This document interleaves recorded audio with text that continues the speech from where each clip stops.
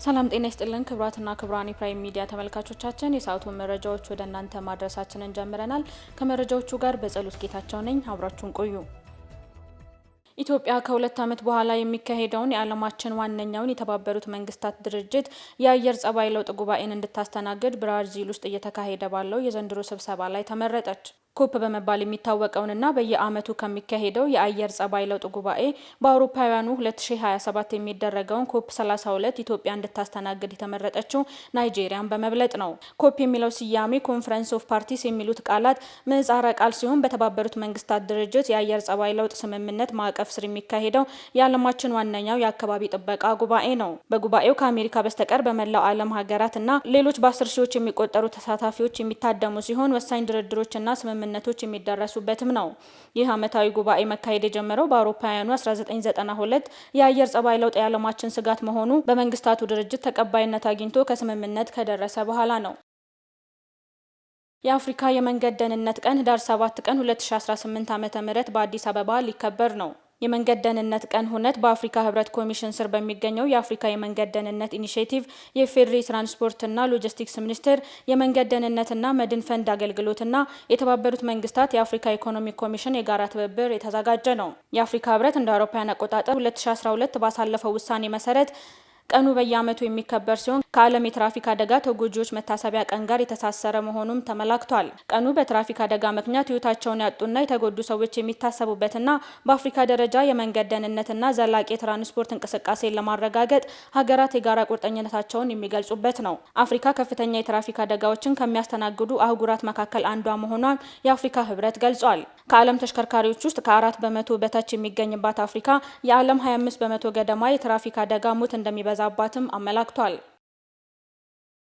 ባለፉት 4 ወራት በኢንተርፕራይዝ እና በቅጥር ለ416995 ዜጎች የስራ ዕድል መፈጠሩን የኦሮሚያ ክልል የስራ ዕድል ፈጠራና ክህሎት ቢሮ አስታወቀ። የቢሮ ምክትል ኃላፊ አቶ ዋሲሁን ጎልጋ እንዳስታወቁት በክልሉ በ2018 በጀት ዓመት ለ2.7 ሚሊዮን ዜጎች የስራ ዕድል ለመፍጠር ታቅዶ ወደ ስራ ተገብቷል። ባለፉት 4 ወራትም በኢንተርፕራይዝ እና በቅጥር ለ416995 ዜጎች የስራ ዕድል መፈጠሩንም ተናግረዋል። አቶ ዋሲሁን ጨምረውም እንዳብራሩት የመንግስት ድጋፍን በተመለከተም 7.9 ቢሊዮን ብር ብድርና 15000 ሄክታር መሬት ለወጣቶች ቀርቧል። ከ2500 በላይ የመስሪያ ቦታም ተሰጥቷል ብለዋል። በክልሉ ከገጠር ወደ ከተማ የሚደረገውን ፍልሰት መቅረፍ ባይቻልም የሚፈጠሩ የስራ ዕድሎች ፍልሰቱን መቋቋም የሚያስችል አቅም እየፈጠሩ መሆኑንም ጠቁመዋል። በኦሮሚያ ክልል እስካሁን ከ1.7 ሚሊዮን ሄክታር መሬት ላይ የደረሱ ሰብሎች ተሰብስበዋል አለ የክልሉ ግብርና ቢሮ። የቢሮው ኮሚኒኬሽን ኃላፊ እንደሻው ጀማነ እንደገለጹት በክልሉ በ2017-18 የምርት ዘመን 11.5 ሚሊዮን ሄክታር መሬት በተለያየ አዝርዕት ተሸፍኗል።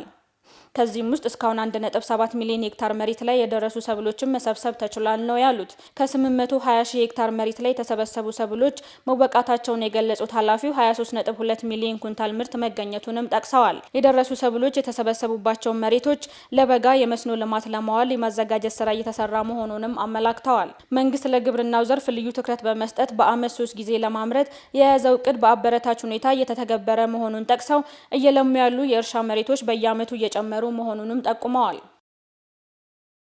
ከውጭ ወዳገኘነው መረጃ እናልፋለን። በጋዛ 200 ያህል የሐማስ ተዋጊዎች አሁንም ዋሻ ውስጥ እንደሚገኙ ተገለጸ። አሸማጋዮች እክል የገጠመው የጋዛ የተኩስ አቁም ስምምነት ወደሚቀጥለውና የበለጠ ውስብስብ ምዕራፍ ለማራመድ በሚደረጉት ጥረት አዲስ እንቅፋት እያጋጠማቸው ባለበት በዚህ ወቅት የአሜሪካው ፕሬዝዳንት ዶናልድ ትራምፕ አምባሳደርና የሐማስ ጃሪድ ኩሽነር ሰኞ ዕለት ወደ እስራኤል አምርተዋል። የሐማስ ትጥቅ መፍታት፣ የጋዛ መልሶ ግንባታና የወደፊት አስተዳደር እንዲሁም ዓለም አቀፍ የጸጥታ ኃይል ወደ ግዛቱ ማምራትን ጨምሮ ቁልፍ ነጥቦች አልተፈቱም። ከእስራኤልና ሐማስ ከፍተኛ የሆነ ስምምነት ሊሆን ይችላል የተባለው የውይይት ጊዜ ሰሌዳ እስካሁን አለመኖር ስምምነቱ ወደ ቀጣዩ ደረጃ ሊሸጋገር ይችላል የሚል ጥርጣሬን ፈጥሯል። ክቡራን ተመልካቾቻችን የሰዓቱን መረጃዎቻችን ይመስሉ ነበር። ስለተከታተላችሁ እናመሰግናለን። ቀሪ ፕራይም ሚዲያ ፕሮግራሞች ይቀጥላሉ። መልካም ቆይታ።